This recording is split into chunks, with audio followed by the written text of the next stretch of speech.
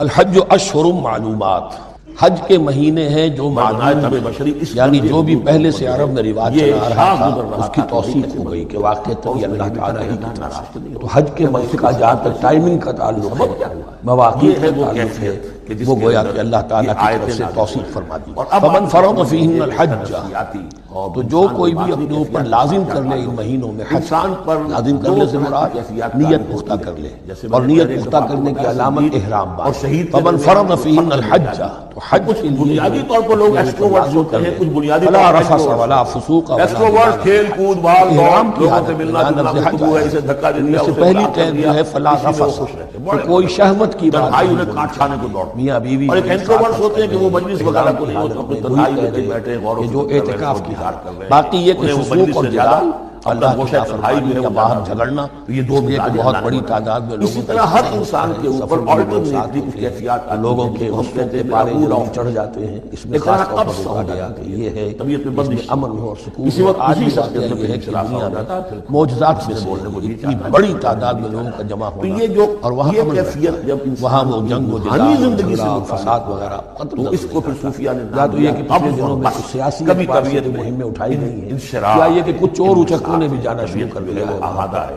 لیکن ہر چیز جھگڑا میں روشنی کا پہلو آتا ہے، گالم گلوچ کی نوبت ہر چیز کے اندر آپ کو معلوم ہے ایک تاریخ رخ بھی ہوتا ہے کسی معاملے کا اور روشن رخ بھی ہوتا ہے۔ فلا رفث ولا فسوق ولا جدال فی الحج اور ایک وقت وما تفعلوا من خیر یعلمہ اللہ، اور جو خیر بھی تم اس کے دوران کرو گے اللہ اب طبیعت جو ہے کے وہ علم اپنے اندر وہ نوافل پڑھ رہے ہو، اضافی طواف کر رہے ہو، کوئی اور بھی جو کام ناامید سا ہوتا ہے، اس میں پھر اسے ہر معاملے کا تاریخ پہلو جا کر نظر آتا ہے، خاموشی کے تو یہ ساتھ قبض اور بس کی جو بھی نیکی مزید کما جب سکے کبھی کمائے، قبض جو بھی کی مناسک کیفیت حج قاضی ہیں ثناء اللہ فاضل رحمۃ اللہ علیہ وَتَزَوَّدُوا فَإِنَّ خَيْرَ زَادِ التَّقْوَىٰ، قبض کی اور سفر کیفیت کے لیے زاد راہ ساتھ لے لیا پھر یا اور بہترین زاد راہ تقویٰ کے لیے گویا ہے۔ اب اس آیت کے دو معنی ہیں، ایک تو یہ کہ بہترین زاد راہ تقویٰ ہے، یعنی سفر میں آپ نے آزاد راہ خرچ کی شکل میں تو لے لیا، تقویٰ ہے نہیں، قسم کیا ہے ہوگا وہ تو دن کے صرف پیسہ خرچ کرنے کے لیے اچھا احرام لے لیں گے، اچھی جگہ لے لیں گے، قسم رات کی تو تقویٰ اگر نہیں ہے تو وہ حج تو حج نہیں ہوگا۔ لیکن اس کا ایک دوسرا مفہوم جو ہے وہ بھی بہت اہم ہے کہ اگر انسان خود اپنا زاد راہ ساتھ نہ لے تو پھر وہاں مانگنا پڑتا ہے۔ تو تقویٰ سے مراد یہاں ہے سوال سے بہتر یہ زاد راہ تاریخی چھا گئی اور یہ کہ اس کے لیے تمہیں کسی کے سامنے سائل نہ بننا پڑے۔ اگر تم صاحب استطاعت نہیں ہو تو تم پر فرضی نہیں، یہاں خاص کو ایک شے جو تم پر فرض اگر نہیں رات ہی رات ہوتی تب بھی یہ جا کر بھیک دن ہی دن ہوتا یا یہاں سے تو رات بھی ضروری ہے جانا۔ اسی طریقے سے نفس وَتَزَوَّدُوا فَإِنَّ خَيْرَ الزَّادِ التَّقْوَىٰ وَاتَّقُونِ يَا أُولِي الْأَلْبَابِ، آپ اسے یہ نہ سمجھے کہ اللہ تعالیٰ ناراض ہو گیا، یہ بھی ہماری تربیت کا ایک نیو سمجھیے لَيْسَ عَلَيْكُمْ جُنَاحٌ أَن تَبْتَغُوا فَضْلًا، ربک وما قلى، اس میں تم پر کوئی حرج نہیں آپ ہے، کو کوئی رخصت گناہ نہیں نہیں کیا ہے ہے کہ تم نہیں حج وہ کے آپ سے سفر کے ناراض دوران ہوا ہے۔ اپنے رب کا وَلَلْآخِرَةُ خَيْرٌ لَكَ مِنَ آدمی الْأُولَىٰ، ہندوستان سے اور اس کے بعد جو وقت آئے گا اس قبض کے بعد وہ پہلی سے بھی بہتر ہوگا، اور میں حیران ہوتا ہوں کہ کیسے غالب نے یہ وہ تقویٰ بات کی کہی منافی ہے جو بالکل اگر وہاں پر کوئی کاروبار کر رکتی ہے میری فَإِذَا تباہ أَفَضْتُم مِّنْ عَرَفَاتٍ، پھر جب تم عرفات سے واپس اور کبھی کبھی رکاوٹ سے اصل حج جو ہے وہ عرفہ ہے، الحج والعرفہ، لیکن حج جب کے وہ بقیہ رکاوٹ سے میں تمام نکلتا مناسک ہوں، رہ اس قبض سے جائیں، نکلتا ہوں، صرف رکتی عرفہ ہے میری میں تباہ شمولیت تو ہو ہوتی جائے ہے رواں عرفہ اور میں تو حج ہو اس لیے گیا۔ اس قبض کے باقی بعد جو جب چیزیں مرحلہ رہ آتا گئی ہے ہیں اس کا جو بھی اس کا تو وہ ایک کفارہ قدم ہے، آگے اس میں جو ہوتا دم ہے، دینا ہے وہ پہلی دے دیا کیفیت جائے، سے ایک جنت عرفہ سے اگر آدمی رہ گیا وَلَلْآخِرَةُ خَيْرٌ لَكَ تو پھر حج نہیں۔ الْأُولَىٰ، اب یہاں سے جب لوٹتے ہو تو فَاذْكُرُوا اللَّهَ عِندَ اور ہر الْمَشْعَرِ قبض کے بعد آنے الْحَرَامِ، والا ٹائم ٹیبل نوٹ کر لیجئے کہ اصل میں 8 کی شام کو وَلَسَوْفَ آٹھ دن يُعْطِيكَ حج کو رَبُّكَ اور رات مینا میں گزارتے ان قریب آپ پھر کا 9 رب کا دن ہے اتنا اصل کچھ یوم دے عرفہ، اتنا 9 کچھ سے دے لے گا۔ کر صبح کو نکلتے ہیں، محنتوں کے قافلے وہ چلتے نتائج ہیں، سامنے آئیں کہیں گے، دوپہر آپ تک راضی اور دوپہر سے بھی ہو اب سکتا ہے دیکھیے پچھلی صورت ختم ہوئی تھی وَلَسَوْفَ پہلے پہنچ جائے، یہاں ہے لیکن وَلَسَوْفَ ظہر اثر يُعْطِيكَ دونوں رَبُّكَ ملا کر پڑھ لی جائیں عرفات میں داخل ہونے سے کیونکہ پہلے، صدیق اس لیے جو پر مسجد وہی ہے نہیں آتی، عرفات کے میدان سے کیا ملحق، جا سکتا، وہ وہاں عرفے کے اندر سیدھا شامل جو ہے ہے، وہ اس کی حدود سے باہر، وَلَسَوْفَ اس لیے اس کا افضل یہ اور ہے کیونکہ نبی وہ ہے جس پر وہی آ رہی ہے، براہ راست مخاطب اور اس کے بعد سے غروب آفتاب تک قیام، وہ عرفات کا قیام ہے، اس میں کوئی نماز نہیں، یعنی جو روایت کی جو عبادت ہے اس کے سب دروازے بند۔ اب تو اگر دعا کی آپ کے اندر ایک روح پیدا ہو چکی ہے، اپنے رب سے ہم کلام کی کیفیت اور آپ کو حلاوت مناجات حاصل ہو گئی ہے تو دعا مانگ، کن کن بس یہی ہے دعا۔ قیام عرفہ جو ہے کھڑے ہو کر بیٹھے ہوئے جس طرح بھی وہ بھی ہو سمجھیے کہ اس مناجات کرو، یا پھر یہ کہ اگر اس میں کبھی ہوگا ہو جائے کسی وجہ سے نبی کے بڑے اہم حصے ہیں، لیکن یہ کہ عام آپ کی پیدائش کے فَإِذَا أَفَضْتُم مِّنْ عَرَفَاتٍ فَاذْكُرُوا اللَّهَ عِندَ الْمَشْعَرِ الْحَرَامِ، یہ مزدلفہ کا قیام، اور شام کو مغرب کی نماز کا وقت ہو چکنے کے بعد وہاں سے کھا ہے، لیکن وہاں مغرب کی نماز پڑھنے کی اجازت نہیں ہے، اب جاؤ اور مغرب اور عشاء دونوں جمع کرو اور اس میں مشعر حرام یعنی مزدلفہ میں وَاذْكُرُوهُ كَمَا هَدَاكُمْ اور یاد کرو اسے ذکر کرو جیسے کہ تمہیں تایا زبیر کے دل میں جو شب اس سے مراد ہے کہ جو کچھ عبد المطلب کے بعد فوراً ابو طالب کا نام ذکر کی جو طور طریقے ہیں اس کے لیے جو بھی طریقے ہیں وہ اللہ نے ہدایت دی اپنے رسول کے ذریعے وَإِن كُنتُم مِّن قَبْلِهِ لَمِنَ الضَّالِّينَ اور یقیناً اس سے پہلے بھی تم گمراہ لوگوں میں سے وہ بھی کسی کے دل میں حج کی شکل باقی رہ گئی تھی اس کی روح ختم ہو گئی تھی اس کے مناسک میں بھی تم نے رد و بدل کر دیا تھا وہ آگے آ رہا ہے ثم افیضوا من حیث افاض الناس پھر پلٹو وہیں سے جہاں سے کہ سب لوگ اپنی محبت کا قریش نے یہ کہا تھا کہ ہماری خاص حیثیت ہے کہ ہم تو منا ہی میں مقیم رہیں باہر سے آنے والے لوگ عرفات جائیں اور عرفات سے پھر واپس یہ سارے مناسک ہمارے لیے نہیں ہم تو مکے والے ہیں اور ہماری شفر یہ ہے کہ ہم عرفات نہیں جائیں گے بنا ہی میں قیام یہاں بتایا گیا کہ تم نے غلط بات ایجاد کر لی ہے ثم افیضوا من حیث افاض الناس جہاں سے سب لوگ لوٹتے ہیں یعنی میدان عرفہ سے وہیں سے واستغفر اللہ اللہ سے استغفار کرتے رہو ان اللہ غفور رحیم دیکھا کہ آپ تلاش سے ہمانے والا ہے فاذا قضیتم مناسککم اور جب تم اپنے یہ مناسک ادا کر لو پورے کر لو فاذکروا اللہ کا ذکر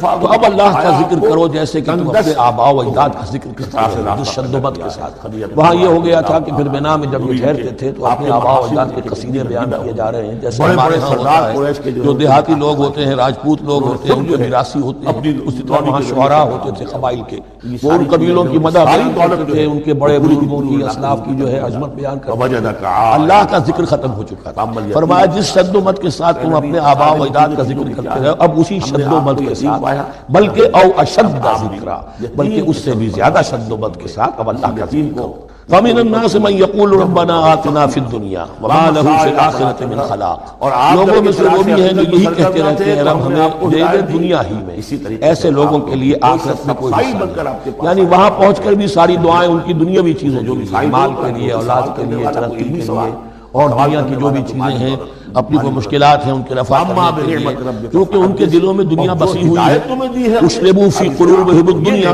ان کے دلوں میں جیسے بنی اسرائیل کے دلوں میں بچڑے کا تقدس پلا دیا گیا تھا اور محبت اسی طرح ہمارے دلوں میں دنیا کی محبت ہے تو وہاں جا کر بھی دنیا ہی یہ بھی ہے فَمِنَ النَّاسِ مَن يَقُولُ رَبَّنَا آتِنَا فِي الدُّنْيَا وَمَا لَهُ فِي الْآخِرَةِ خَلَاقٌ ظاہر بات ہے ایسے لوگوں کے لیے پھر آخرت میں کوئی حصہ نہیں وَمِنْهُمْ مَن يَقُولُ اور ان میں سے وہ بھی ہے جو یہ کہتے ہیں ربنا آتنا فی الدنیا حسنۃ وفی الآخرۃ حسنۃ وقنا عذاب النار پروردگار ہمیں اس دنیا میں بھی خیر عطا فرما اور آخرت کا بھی خیر عطا فرما اور ہمیں بچا لے آگ کے عذاب اب دنیا کا خیر جو ہے سب سے بڑا وہ ایمان ہدایت ہے دنیا کا کوئی خیر نہیں ہے جب تک کہ اس کے ساتھ ہدایت اور ایمان نہ ہو تو سب سے پہلے اس کا ایمان پوچھا اس کے ساتھ اللہ تعالیٰ دنیا میں اشارت دے وہ ہم سے الگ ہو گیا اچھی بات ہے لیکن یہ کہ اصل شے کیا ہے ایمان اور استقامت اولئک لہم نصیب مما کسبوا یہاں یہ نصب بہت ہے ان کے لیے حصہ ہوگا اس میں سے جو انہوں نے کمایا محض یہ دعا کرنے سے یہ دعا جو ہے یہ کافی ہے اول تو نوٹ کر دیجئے یہی وہ دعا ہے جو یہ جو رکن یمانی سے لے کر جو بھی ہر چکر ہوتا ہے اس کا طواف کا رکن یمانی سے لے کر حجر اسود تک کا جو دورہ ہے اس میں یہ دعا مانگی جاتی ہے ربنا آتنا فی الدنیا حسنۃ وفی الآخرۃ اولئک لہم نصیب مما کسبوا ان کے لیے حصہ ہے اس میں سے جو انہوں نے کمایا اچھا اس میں سے جو انہوں نے کمایا اس میں سے وہ تو سارا ملنا چاہیے لیکن اب اگلی بحث آ گئی کہ کیا اللہ تعالیٰ خالق شر بھی ہے مسئلے میں میری نیت میں کوئی فساد تو دوسرا شخص جو ہے ممکن ہے اس میں سے میرے کسی ابراہیم بن سیار النظام اس نے قدم آگے اس لیے یہ نہ سمجھ لے کہ جو بھی کچھ کیا ہے اس کا لازمن ملے گا مما کسبوا جو انہوں نے کمایا ہے اس میں خلوص ہے اس میں بے حیائی ہے جو اگلی نسل تمام جو بھی اس کے آداب و شرائط ہیں یہاں تک کہہ دیا گیا یہ اعتدال کی پھر انتہا ہے واللہ سریع الحساب اور اللہ تعالیٰ کو حساب چکانے میں دیر نہیں بہت جلدی من اللہ تعالیٰ اب تو ہمارے سامنے نقشے موجود ہے کمپیوٹر سے جلدی حساب ہو جاتا ہے دائرے کے اندر کیسا سپر کمپیوٹر ہوگا اسے حساب نکالنے میں دیر بھی لگے گی وَاذْكُرُوا اللَّهَ فِي أَيَّامٍ مَّعْدُودَاتٍ اور ذکر کرو اللہ کا گنتی کے چند دنوں یہ لفظ یہاں پر پھر آ گیا ہے اس بات کی وضاحت کے لیے اور یہ کہ اب یہ قدر خیر و شر من اللہ تعالیٰ جو ایام معدودات وہ 3 دن کے روزے اس لیے کہ یہاں بھی معدودات کا لفظ آیا فی ایام معدودات سب کو معلوم ہے یہ 3 دن 11ویں 12ویں 13ویں تاریخ ذوالحج کی کہ پھر یوم نہر کے بعد 3 دن یہاں پر قیام ہے، مبیت ہے، وہ 3 دن ہے ایام معدودات۔ فمن تعجل فی یومین، تو جو کوئی 2 دن ہی میں جلدی سے واپس آ جائے فلا اثم علیہ، یعنی 3 دن پورے نہیں کرتا، 2 دن ہی میں واپسی اختیار کر لیتا تو کوئی گناہ اس پر نہیں ہے۔ ومن تأخر، اور جو پیچھے رہے یعنی 3 دن کی مقدار پوری کر لے فلا اثم علیہ لمن اتقی، اس پر بھی کوئی گناہ نہیں، لیکن شرط ہے تقوی۔ جو 2 دن میں چلا گیا تقوی تھا تو بھی اللہ تعالیٰ کے ہاں اس کا اجر محفوظ، جو بھی کچھ ہے 3 دن رہا تقوی ہے، تیسرے دن اس نے کچھ اور ہی حرکتیں شروع کر دی، وہ یہ اٹھایا ہوا ہے اور طبیعت کے اندر جو ہے وہ ٹھہراؤ نہیں ہے، تو وہ تیسرا دن اس کے لیے کوئی خاص مفید نہیں ثابت ہوگا۔ لیکن یہ کہ اصل شے یہ ہے اللہ کے ہاں جو چیز شرط لازم ہے یہ توحید مختاری کی لمن اتقی واتقوا اللہ واعلموا انکم الیہ تحشرون، اور اللہ کا تقوی اختیار کرو اور یہ مستحضر رکھو اپنے ذہن میں کہ تمہیں اسی کی جانب جمع کر دیا جائے گا، تم سب کے سب کھانک کر لے جاؤ گے اسی کی جناب۔ یہ بھی جبر ہے اس کا، اگر ذرا سا سرمایہ کو جیسے کہ سادہ سے الفاظ میں کہوں آپ کی بکری ہے، جب چاہے ذبح کرے کھا جائے، کوئی آپ کو روکتا ہے؟ بکری آپ کی اللہ کی ملکیت ہے، کل کائنات انسان بھی اسی میں شامل ہے، اللہ جو بھی کرتا ہے تو اس کا اختیار ہے، کسی کو جہنم میں ڈالے کسی کو جنت میں ڈالے۔ جہنم میں ڈالے جانے والے اپنے اعمال کی وجہ سے نہیں ڈالے جائیں گے، اور جنت میں جانے والے اپنے اعمال کی وجہ سے نہیں جائیں گے، بلکہ یہ بھی جبر محض ہے، اللہ کی مشیت ہے۔ یہ ہے دوسری انتہا جبریت۔ اب ظاہر بات ہے پھر جیسے کہ وہ فلسفہ ہے، تھیسس اینٹی تھیسس سنتھیسس، پھر سنتھیسس بھی ہوتا ہے۔ تو اہل سنت کے متکلمین جن میں کہ میں یہ بربلا کہتا ہوں، آج بھی آپ کے سامنے کہہ رہا ہوں کہ خودوں نے بہت مشہور ہے امام ابو الحسن اشعری اشاعرہ کا عقیدہ، کو اپنی عزت کا احساس دیا، ایک اور امام ماتوریدی، ان کے بھی دونوں کے درمیان تھوڑا تھوڑا فرق ہے، لیکن یہ کہ وہ مضمون یہ ہے کہ انسان قاصد ہے، فیصلہ کرنے کا اختیار اللہ نے اسے دیا ہے، البتہ یہ کہ خالق اعمال انسان نہیں، کچھ کر نہیں سکتا جب تک کہ اللہ یہی میں سمجھتا ہوں کہ معتدل مسلک ہے اہل سنت۔ باقی ایک بات میں عرض کر دوں کہ چونکہ یہ تقدیر کا مسئلہ ایمانیات کا ہے، اور ہم نے تنظیم اسلامی کے دستور میں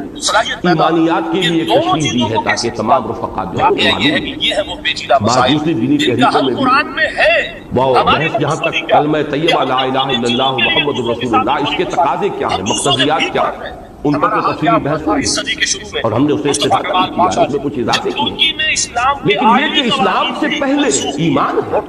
آمنت باللہ کما هو باسمائہ و صفاتہ و قریب جمیع احکامہ اقرار باللسان و تصدیق بالقلب،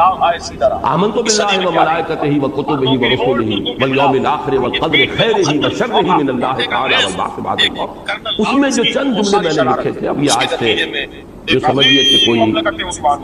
15-16 برس قبل کی تحریر ہے، بعض علماء کو بھی دکھایا، انہوں نے بھی اس کی تصنیف بھی کی اور تحسین بھی فرمائی۔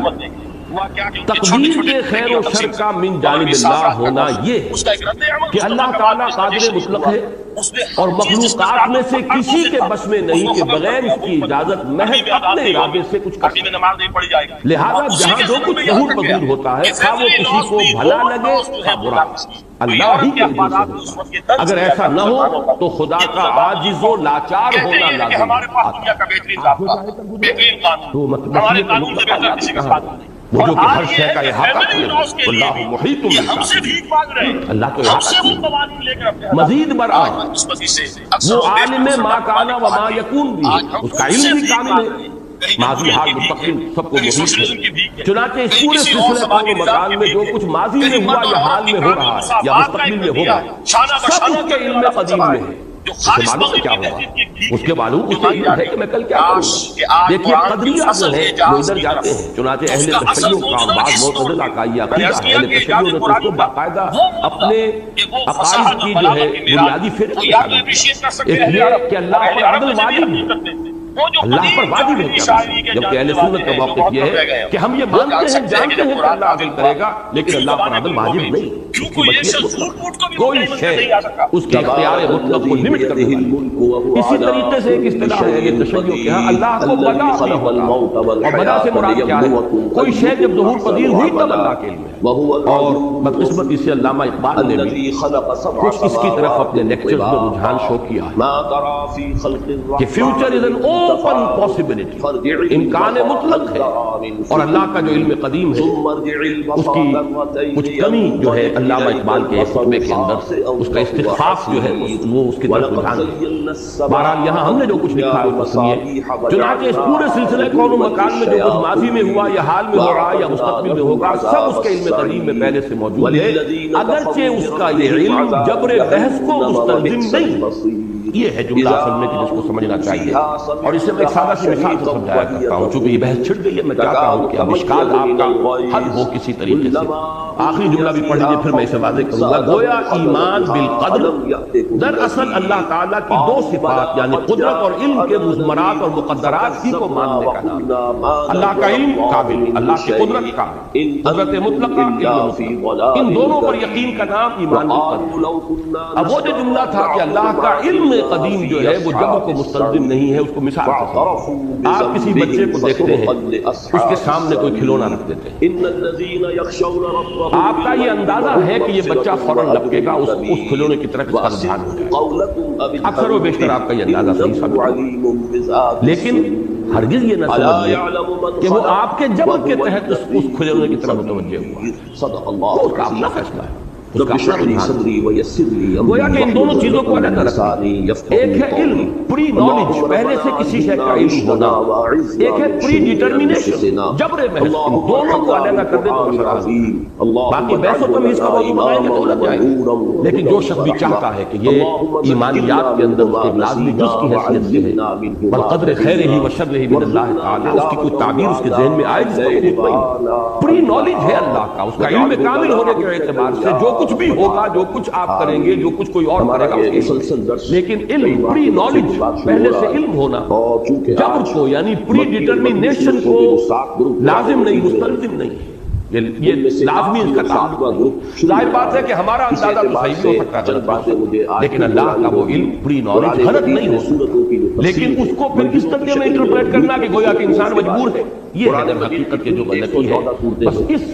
تھوڑے سے باریک سے فرق کو جو ہے بننا چاہیے۔ البتہ میں ایک بات اور عرض کرنے کی ضرورت کر رہا ہوں، میں نے یہ جملہ لکھا بھی تھا، انسان جتنا جاہل و غافل اور محجوب عن الحقائق تو ایک ہفتے میں قرآن مجید اور فلسفہ و تصوف اور حیات و نفسیات اس سے جتنا بعید ہوگا، حیاتیات کے علم سے اتنا ہی وہ قدریہ میں ہوگا، میں، میرا ارادہ، میرا فیصلہ، میری مرضی، میری مشیت، میری پسند، میری ناپسند، یہ جو میں کا یہ تصور جو ہے، میں اور میری پسند اور میرا ارادہ اور میرا فکر اور میرا فلسفہ اور میری سوچ، میرا رجحان، جتنا یہ قوی ہے انسان اتنا ہی حقائق سے دور ہے، غافل و جاہل ہے، واری سطح پر ہے، جتنا انسان پر انکشاف ہوتا ہے حقیقت کا، اتنی علم میں گہرائی ہوتی ہے، چاہے وہ حیاتیات کی ہو چاہے نفسیات کی، جتنا بھی انسان کے اندر دروبینی کا جذبہ پیدا ہوتا ہے اسے محسوس ہوتا چلا جاتا ہے کہ جتنا کچھ میں محسوس کرتا ہوں، دھوکہ کھا رہا ہوں، اتنا میرے پاس اختیار ہے۔ جو پہلا گروپ ہے، پہلی منزل یہ قدریت جو ہے اس کا دائرہ سپر جبریت، اسی کی تعبیر ہے جو فانی نے کی ہے، اور بڑی پیاری تعبیر ہے۔ وہ جو میر کا شعر میں نے آپ کو سنایا وہ تو بہرحال ایک ہی بالکل ایک حقیقت کی طرف، وہ جبر بحث ناحق ہم مجبوروں پر یہ تہمت ہے مختاری، چاہے ہیں تو آپ کریں، ہم کو عبث بدنام کیا، یہ تو جبر بحث ہے، لیکن بہت خوبصورت جامہ پہنایا ہے اس جبر کو فانی نے۔ فانی تیرے عمل ہمتن جبر ہی صحیح، سانچے میں اختیار کے ڈھالے ہوئے تو ہیں، ایک سانچہ میں اختیار کا ہے، تمہیں محسوس تو ہوتا ہے میں کر رہا ہوں، میری مرضی ہے، میرا فیصلہ ہے، میری پسند ہے، میری یافت ہے، میرا علم یہاں تک پہنچا ہے، میں نے اس حقیقت کو ڈگ آؤٹ کیا ہے، تلاش کیا ہے۔ تو فانی تیرے عمل ہمتن جب ہی صحیح، سانچے میں اختیار کے ڈھالے ہوئے تو، اسی کے قریب کا ایک شعر ہے، کیونکہ یہ شعر اور فلسفہ ان دونوں کا جو بلند سطح ہے ان کا یہ اہم موضوع ہے، اور اس کے ڈانڈے پھر میں آج بات کروں جیسا شروع میں عرض کیا تھا، یہ فلسفہ وجود، ماہیت وجود، وجود مطلق، وجود قدیم، وجود حادث، وجود مطلق، وجود محدود، واجب الوجود، ممکن الوجود، بڑی لمبی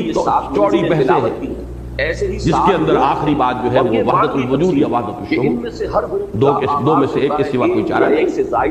اور شاہ ولی اللہ دہلوی رحمۃ اللہ علیہ کا آخری فیصلہ یہ ہے وحدت الشہود اور وحدت الوجود میں بھی کہ ان دونوں میں سوائے تعبیر کے فرق کے کوئی فرق نہیں، ایک ہی بات، جو بات کہی ابن عربی نے اور جو بات کہی حضرت مجدد نے رحمہ اللہ، دونوں کا مفاد، دونوں کا اصل جو نتیجہ وہی ہے۔ بہرحال یہ دونوں مسائل جو ہیں فلسفیانہ مسائل ہیں، باہم گتھے ہوئے۔ اس اعتبار سے ایک شعر اور آپ کو سنا رہا ہوں، مجھے نہیں معلوم کس کا شعر ہے، وہ بھی جیسے وہ شعر میں نے آپ کو سنایا سادہ سا ہے کہ قدم سوئے مرقد نظر سوئے دنیا کدھر دیکھتا ہوں کہاں جا رہا ہوں۔ اسی طرح کا ایک شعر ہے کہ بقدر پیمانہ تخیل سرور ہر شے میں ہے خودی، اپنا اپنا ایک پیمانہ تخیل ہے، اس کے اعتبار سے ہر شے کے اندر خودی کا ایک احساس ہے، اور یہ بڑا سرور انگیز احساس، میں میری پسند، میرا فیصلہ، میرا اختیار، میرا اکتساب، بقدر پیمانہ تخیل سرور ہر شے میں ہے خودی کا، اگر نہ ہو یہ فریب پہم تو دم نکل جائے آدمی ہے، یہ فریب پہم۔ یہ میں ابھی دوسری بات، انتہا والی بات کے لیے میں نے یہ چیزیں آپ کے سامنے رکھی کہ جتنا آپ غور کریں آج ہماری حیاتیات کا جو علم ہے جہاں تک پہنچ چکا ہے، جینس کا تصور کے اعتبار سے بہت ہی ہماری شخصیت، ہماری حیرت، ہماری شکل، ہمارا رنگ، ہمارا روپ، ہمارے یہ نقش و نگار، یہ سب کچھ، اور جس طرح یہ ظاہری شے انہی جینس کے اندر ہے، ویسے ہی ہمارا مزاج، ہماری افتاد طبع، ہمارے میلانات، ہمارے رجحانات، سب کے سب انہی جینس کے اندر موجود ہیں۔ اب تو جینیٹکس جو ہے وہ انجینئرنگ کے دور میں جا رہی ہے، انسان جو ہے جینز کو بدلنے کے لیے کوشش کر رہا ہے کہ اپنی مرضی کے انسان بنا سکے، یہ کہ جینز جو ہے ان کو ڈسٹرب کر کے ان کے اندر کوئی نئی حیث اور نئی کیفیت، نیا امتزاج پیدا کر کے نئے اپنی پسند کے انسان بنا سکے۔ یہ وہی دجالیت کا فتنہ ہے جو اس انتہا تک جا رہا ہے کہ یہ تمام جو قواعد فطریہ ہیں اور قدرتی جتنے یہ فورسز ہیں، یہ انسان کا اختیار اور اقتدار بڑھتے بڑھتے یہاں تک اب جینیٹکس نے تو آ کر سائنس معاملے کو، جیسے میکڈوگل کا نظریہ ہے کہ وہ کہتا ہے کہ انسانی شخصیت کیا ہے، یہ حاصل ضرب ہے انسان کے وراثتی موروثی اثرات اور ماحول کے اثرات۔ ایک تو سانچہ ہے جو قرآن نے اس کے لیے بڑا پیارا لفظ استعمال کیا ہے، سورہ بنی اسرائیل کے درس میں میں اس کو تفصیل سے بیان کرتا ہوں۔ شاکلہ کسے کہتے ہیں؟ شاکلہ شکل سے بنا ہے، کسی کوئی صورت گری کرنے والی، شکل دینے والی، جیسے کہ آپ مولڈ ایک بنا لیتے ہیں، اب اس کے اندر آپ جو ہے پگھلا ہوا جو ہے وہ ڈالتے رہتے ہیں، لوہا ہو یا جو بھی کچھ ہو، وہ شکل تو لامحالہ اختیار کرے گا، اس مولڈ پیٹرن بھی اس کو کہتے ہیں، اور ہمارے مستریوں میں وہ لفظ بدل کر پاٹن بن گیا ہے، پاٹن بناؤ، پہلے پاٹن بنے گا، پھر اس کے مطابق یہ ہے شاکلہ۔ یہ شاکلہ تو لے کر آئے ہیں ہم، ہماری جینز نے ہمیں متشکل کیا ہے، ہماری صورت بنائی ہے، جیسے صورت ظاہری بنائی ہے ویسے اندر کے میلانات بھی بنائے۔ ان کے نزدیک آخری 5 صورتیں تو ایک ہے حصہ ہماری شخصیت کا وہ کہ جو موروثی ہے والدین سے، والدین تو ہم آپ کہتے تھے پہلے بھی، اب تو آپ کو معلوم ہے پتہ نہیں 100ویں پیڑھی کا کوئی جو ہے وہ جین وہ آج مجھ میں آ گیا ہو، یہ تو نہیں ہے کہ والدین سے آ رہا ہے، جین تو چلے آ رہے ہیں، بڑا قدیم چلا رہی ہے، اور نہ معلوم جو بھی، چونکہ یہ جیسا کہ تفصیل سے ہم دیکھ چکے ہیں سورہ قیامہ کے بعد، پھر میں نے درس دیا تھا جنین، علم الجنین کے بعض پہلو کہ ایک مرتبہ جو منی کا اخراج ہوتا ہے کروڑوں اس میں جرثومہ، اس میں سے کون سا جرثومہ جو ہے وہ بیضۃ الانثیٰ جو ہے اس کو فرٹیلائز کرے گا، کیا پتہ کس کے، اس میں کس کے جینز آ گئے ہیں، کہاں سے آ رہا، تو معلوم ہوا کہ ایک تو ہماری شخصیت کیا شاکلہ جو ہے اس کو فارم دینے والی شے وہ ہمارے جینز ہے۔ نمبر 2 جس ماحول میں انسان رہتا ہے، اس حدیث کے اندر اسی کا تذکرہ ہے، قل کل مولود یولد علی الفطرہ فابواہ یحودانہ او یمجسانہ او ینصرانہ، ہر بچہ تو فطرت اسلام لے کر آتا ہے دنیا میں، تو اس کے والدین جو اسے مجوسی یا نصرانی یا عیسائی بنا دیتے ہیں، ماحول کا۔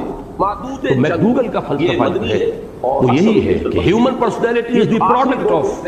Hereditary factors and the environmental factors, ماحول کے اثرات اور جو بھی موروثی اثرات ہیں، ان دونوں کے مجموعے سے انسان، یعنی یہ کہ نفسیات جدیدہ، حیاتیات جدیدہ جبر محض کی طرف جاتے ہیں۔ آج کا سائنٹیفک مائنڈ جو ہے وہ تو انسان کو در حقیقت جبر محض کی طرف جاتا ہے، تو جس دائرے سے بھی آپ آئیں گے، عقل، فہم، فکر، سوچ، درون بینی،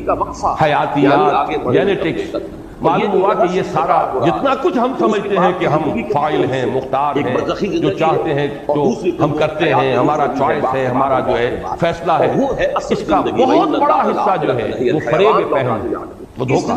بقدر پیمانہ تخیل سرور ہر شے میں ہے خودی کا، اگر نہ ہو یہ فریب پہم تو دم نکل جائے گا۔ لیکن میں نے ان دونوں چیزوں کو بیان کرنے کے بعد جو آخری بات اس کر رہا ہوں وہ یہ ہے کہ سب کے باوجود یقیناً کوئی نہ کوئی اختیار ہے جو اللہ نے دیا، چاہے وہ نقطہ ہی ہو۔ میں نے کہا نا کہ دائرہ جو ہے سکڑتا چلا جاتا ہے اختیار کا، جتنے ہم غافل و جاہل ہوں گے ہم اپنے آپ کو مختار سمجھیں گے، اور فیصلہ اپنا کرنا اس کا ہمارے اندر ایک شعور ہوگا اپنی خودی کا اور اپنے فیصلے کا اور اپنے چوائس۔ جتنی فکر کی گہرائی، سوچ، مشاہدہ، دنودینی، پھر یہ سائنسز، ان سب کے اندر آ کر انسان کا جو ہے وہ قدرت کا دائرہ محدود ہونا شروع ہوتا ہے، اور جب ان کی طرف انسان بڑھتا ہے، لیکن یہ ماننا پڑے گا کوئی نہ کوئی چاہے بڑا مائنیوٹ ایسپیکٹ ہے لیکن ہے ایک اختیار جو اللہ۔ اب یہ کہ ہر فعل جو ہم کرتے ہیں اس میں کتنا حصہ ہمارے اختیار کا ہے، کتنا اس کے اندر جب کا حصہ اللہ جانتا ہے، آپ نہیں جانتے۔ کوئی شخص کتنی لیمیٹیشن لے کر پیدا ہوا ہے، کس کے اندر خیر کے کتنے رجحانات ہیں اس کے جینز میں، اور شر کے کتنے تھے اللہ جانتا ہے۔ کوئی کتنا ہینڈی کیپ تھا اور کوئی کتنا پیدائشی طور پر پریویلیج تھا اللہ جانتا ہے۔ پھر کس کو کتنا ماحول اچھا ملا اور کس کو کتنا ماحول برا ملا اللہ جانتا ہے۔ ان دونوں کے اندر انسان کا اپنا ایک چوائس ہے۔ نتیجے کے اعتبار سے تو ہو سکتا ہے کہ ایک شخص جو ہے بہت زیادہ ہمیں اس کے اندر خیر نظر نہ آ رہا ہو، شر کا پڑنا۔ اب یہ بربنائے طب بشری اس درجے حدود کے اوپر ہے، یہ شاخ گزر رہا تھا کہ نہیں کیسے بنوں، اور اس میں یہ بھی تھا کہ اللہ ناراض ہے کہ مجھ سے کوئی خطا کیسے بنوں۔ یہ سبب کیا ہے؟ یہ ہے وہ کیفیت کہ جس کے اندر یہ آیتیں نازل ہو رہی ہیں۔ اور اب آپ کو سمجھ لیجئے کہ اس کا نفسیاتی اور انسان کی باطنی کیفیات کے ساتھ کیا تعلق ہے۔ انسان پر دو طرح کی کیفیات طاری ہوتی رہتی ہے، جیسے میں نے پہلے ایک دفعہ آپ کو بتایا صدیق اور شہید کے درمیان جو فرق ہے بنیادی، کچھ بنیادی طور پر لوگ ایکسٹروورٹس ہوتے ہیں، کچھ بنیادی طور پر انٹروورٹس ہوتے ہیں۔ ایکسٹروورٹ کھیل کود بھاگ دوڑ، لوگوں سے ملنا جلنا، گفتگو ہے، اسے دھکا دے دیا، اسے مذاق کر لیا، اسی میں وہ خوش رہتے ہیں، بڑے بڑے تنہائی انہیں کاٹ کھانے کو دوڑتے ہیں۔ اور ایک انٹروورٹس ہوتے ہیں کہ وہ مجلس وغیرہ کو نہیں ہوتا، تو تنہائی میں بیٹھے غور و فکر کر رہے ہیں، انہیں وہ مجلس سے زیادہ اپنا گوشہ تنہائی جو ہے وہ زیادہ ہے۔ یہ دو مزاج اسی طرح ہر انسان کے اوپر آلٹرنیٹلی کیفیات آتی ہیں، جس کو ہم کہتے ہیں میرا موڈ آف ایک طرح قبض سا ہو جاتا ہے، طبیعت بندش کسی وقت اسی شخص کے اندر پھر سراسا ہو جاتا ہے، اس کے بولنے کو نہیں چاہتا۔ تو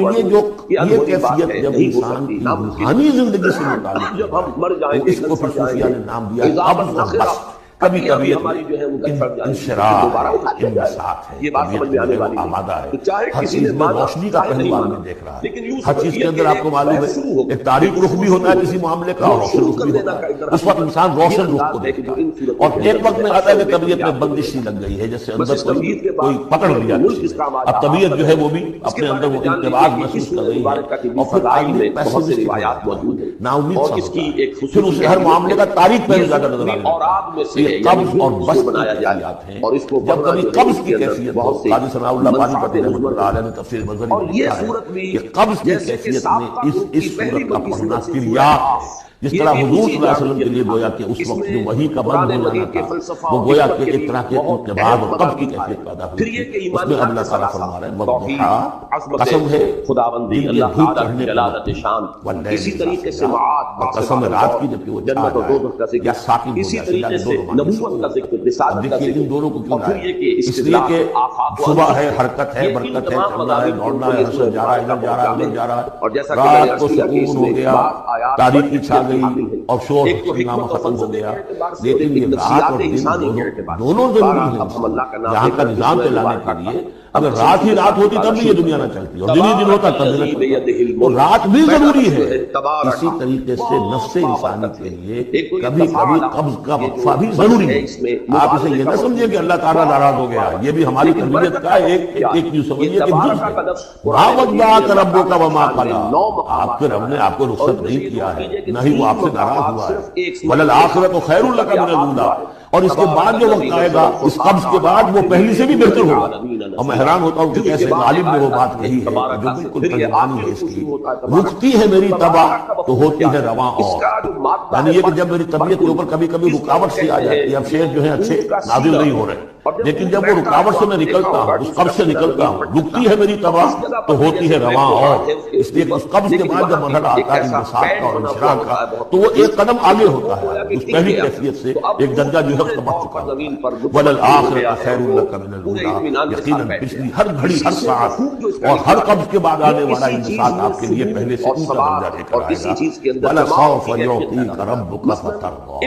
ان قریب آپ کا رب آپ کو اتنا کچھ دے گا اتنا کچھ دے گا آپ کی محنتوں کے وہ نتائج سامنے آئیں گے کہ آپ راضی ہو جائیں. اب دیکھیے پچھلی سورت ختم ہوئی تھی وَلَسَوْفَ يَرْضَىٰ. یہاں ہے وَلَسَوْفَ يُعْطِيكَ رَبُّكَ فَتَرْضَىٰ. صرف ضمیر کا فرق ہے کیونکہ صدیق پر وہی نہیں آتی براہ راست خطاب نہیں کیا جا سکتا. وہاں وہ صیغہ جو ہے وہ غائب کا ہے وَلَسَوْفَ يَرْضَىٰ. اور چونکہ نبی وہ ہے جس پر وہی آ رہی ہے براہ راست مخاطب ہے تو وَلَسَوْفَ يُعْطِيكَ رَبُّكَ فَتَرْضَىٰ. آپ کا رب اتنا کچھ دے گا.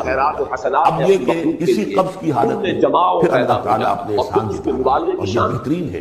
کبھی طبیعت پر ڈپریشن ہو اس طرح اور قبض کی کیفیت ہو تو آدمی یاد کرے اس مرحلے پر پائیداری پیدا ہو جانا. یہ ہے ان کے مراحل پر اللہ تعالیٰ نے مجھے مشکلات سے بتایا اس سے وہ حوصلہ بڑھتا اور اس کو بھی سمجھیے کہ اسی انداز میں علم یجد کا یتیم فآویٰ سیرت النبی کے بڑے اہم حصے ہیں اس میں آگے آپ کی پیدائش یتیمی میں اور کیوں بچہ ہے باپ کے پہلے فتح 6 سال کی عمر والدہ 8 سال کی عمر والدہ اور وہ جو آپ نے دیکھا ہے ابتدائی زمانہ میں وہ یہ ہے کہ ایمان علم یجد کا یتیم فآویٰ. ظاہر بات ہے کہ ہم کو کسی تجزیے یا کسی جسم کے اوپر قیاس نہیں کر سکتے اور اکثر اور سے مراد ہوگی تایا زبیر کے دل میں جو سب عبد المطلب کے بعد فوراً ابو طالب کا نام آتا ہے. یعنی اس کے اختیار میں عبد المطلب کے بعد کافی عرصے تک زبیر جو آپ نے کہا وہ اسی کا اختیار ان کے انتقال کے بعد ابو طالب کا معاملہ ہے لیکن ان کو بھی بہرحال اللہ تعالیٰ وہ بھی کسی کے دل میں ڈالتا ہے. آخر ابو طالب کے دل میں محبت ڈالی تو کس نے ڈالی وہ پڑھ چکے ہیں سورہ طٰہٰ میں وَأَلْقَيْتُ عَلَيْكَ مَحَبَّةً مِّنِّي. حضرت موسیٰ علیہ السلام کی موہنی صورت کے اوپر اللہ تعالیٰ فرماتے ہیں ہم نے اپنی محبت کا پرتو ڈال دیا کہ تمہیں دیکھنے کے بعد وہ قتل کرنے کے ارادے سے مار دیں گے ان کے ہاتھ سر ہو گئے. عظیم ترین اور جامع ترین وَأَلْقَيْتُ عَلَيْكَ مَحَبَّةً مِّنِّي وَلِتُصْنَعَ عَلَىٰ عَيْنِي. دو مرتبہ فرمایا علم یجد کا یتیما دوسری آیت میں ووجدک ضالا فہدی. اور پھر جب آپ شعور کی پختگی کو پہنچے اور غور و فکر کا مرحلہ آیا حقائق میں انسان کو سوچ بچار کا مرحلہ آیا اور آپ کو دیکھا کہ آپ تلاش حقیقت میں سرگرداں ہیں وہ آگے آ جائے گا بہت قریب پہنچ گئے. اقرأ بسم ربک الذی خلق ووجدک عائلا فاغنی. پایا آپ کو تنگ دست تو کس طرح سے راستہ پیدا کیا ہے. اسی طریقے سے آپ کے محاسن بڑے بڑے سردار قریش کے جو ہے ان سے نکاح انہوں نے خود جو ہے اپنی ڈولی کے ذریعے سے یہ ساری چیزیں ساری دولت جو ہے وہ پوری کی پوری اللہ کے حضور کے قدموں ووجدک عائلا فأما اليتیم فلا تقہر. اے نبی تقاضے ان تینوں چیزوں کے کیا ہیں؟ ہم نے آپ کو یتیم پایا پناہ دی. اب آپ نے یتیم کی کسی یتیم کو اس کے اوپر کوئی جبر نہ ہو سختی نہ ہو. وَأَمَّا السَّائِلَ فَلَا تَنْهَرْ. اور آپ جب کہ تلاش حقیقت میں سرگرداں تھے تو ہم نے آپ کو ہدایت دی. اسی طریقے سے آپ کو بھی کوئی شخص سائل بن کر آپ کے پاس آئے سوال کرے اسے بھڑکنا نہیں. اسے جو مسائل دونوں طرح کے ہوتے سوال کرنے والا کوئی علمی سوال اور سوال کرنے والا کوئی مالی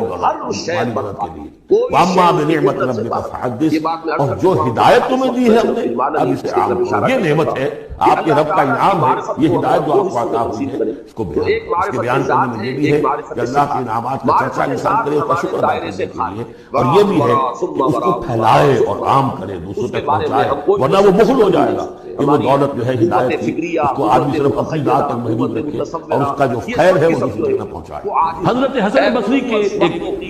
جو حلقہ درس تھا اس میں ایک شخص تھا واصل بن عطا الغزال ذہین تھا فقیر تھا. اس نے ایک موقع پر یہ بحث شروع کر دی اور حضرت حسن بصری نے جو بات کہی اس کو اس نے قبول کرنے سے انکار کر دیا. اسی کے بارے میں آتا ہے کہ پھر وہ حضرت حسن بصری کا حلقہ درس چھوڑ دیا، تعلق منقطع ہو گیا۔ بعد میں کبھی اس کے بارے میں پوچھا حضرت حسن بصری سے کسی نے، تو انہوں نے فرمایا اعتزل منا، وہ ہم سے علیحدہ ہو گیا۔ اعتزال کے معنی علیحدہ ہو گیا، وہ ہم سے جدا ہو گیا، اس کا راستہ اور ہے، ہمارا راستہ اور ہے۔ یہاں سے مسلک اعتزال شروع۔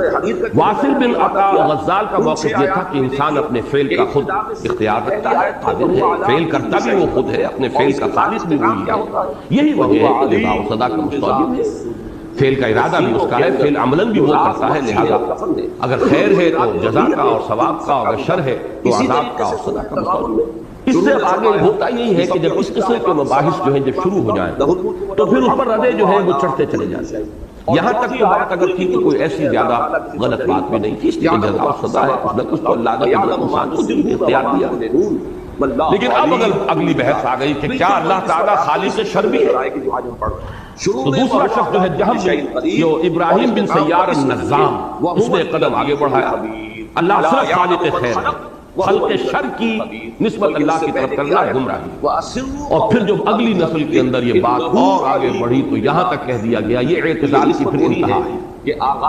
کہ یہ لفظ کہنا، یہ عقیدہ وَالْقَدْرِ خَيْرِهِ وَشَرِّهِ مِنَ اللَّهِ تعالیٰ، یہ کفر ہے۔ ایک علمی اختلاف جب تک علمی اختلاف رہے، ایک دائرے کے اندر رہے، کوئی حرج نہیں ہوتا، وہ اہل علم کے درمیان افہام و تفہیم جو ہے اس پر ہوتی رہے۔ لیکن جب شدت پیدا ہو، ایک منطقی انتہا تک ایک بات کو پہنچایا اور پھر اس میں شدت پیدا ہو گئی، اور یہ کہ اب یہ وَالْقَدْرِ خَيْرِهِ وَشَرِّهِ مِنَ اللَّهِ تعالیٰ جو شخص یہ عقیدہ رکھتا ہے،